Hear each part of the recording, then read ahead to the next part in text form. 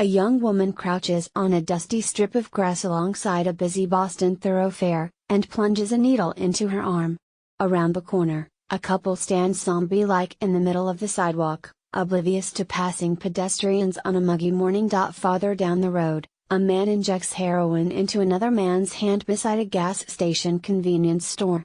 "It's hard to be out here and not be high, you know," said Jamie Allison, a 36-year-old woman with telltale black needle marks on her arms, shrugging as she took in the milieu from her curbside perch. "You need something just to get through the day." This is Methadone Mile, a stretch of Massachusetts Avenue south of downtown where methadone clinics, sober homes and other drug treatment services have grown in the shadow of Boston Medical Center, New England's busiest trauma hospital. It's an area meant for healing that has instead become the city's most visible symbol of the national opioid crisis. Mayor Marty Walsh promised to clean up the notorious drug haven last year, launching initiatives to break up the dealing and connect people to treatment. But the slow pace of change has frustrated residents and business owners, who credit the city for its efforts, but believe more dramatic steps need to be taken. "It's just really sad," said George Stergios, president of the local neighborhood association. "Most of us don't want to live like this, surrounded by human misery." Walsh said he remains committed, and believes significant gains are already being made. "Recovery doesn't happen overnight," said the Democrat, himself more than 2 decades sober. "It's about seeing this as the disease it is, and working hard to lift up everyone in the neighborhood, so everyone's quality of life improves." Boston has company in wrestling with chronically drug-infested areas that have only worsened as cheaper heroin and more potent opioids like fentanyl have flooded in.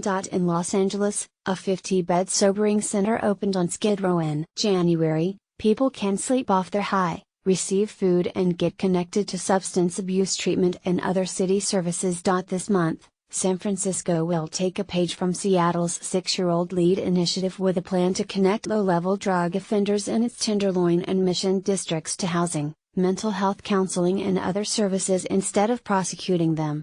Police on Chicago's West Side launched a similar effort last year, and other cities have also adopted the idea. And in New York and Philadelphia, officials this year simply bulldozed longtime drug havens.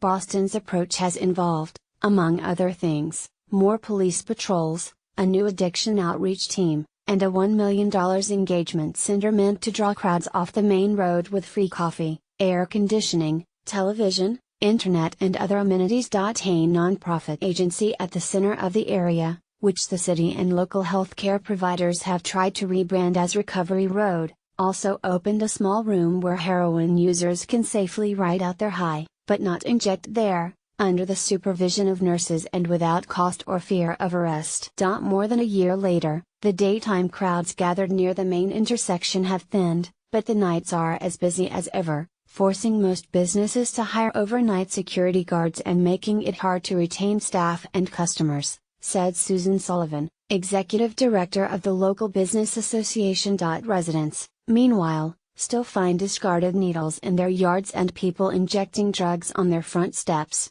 or passed out in alleys behind their homes, said Stergios. The flourishing drug trade makes it a daily challenge for many in recovery to stay sober, said Brian Morin, 54, after visiting a methadone clinic for addiction treatment one recent afternoon.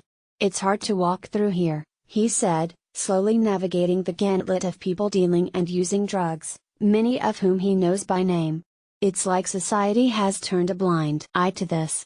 It might be another year at least before the full impact of the city's efforts are felt," cautions Devin Larkin, a director of the city's Bureau of Recovery Services. Arrests in the area have increased 58% through mid-September compared with the same period last year, and the outreach workers have helped connect more than 1,100 people to drug treatment services, collected nearly 26,000 used syringes, and used the overdose reversal drug naloxone 77 times, according to city data. The engagement center, however, only opened in August.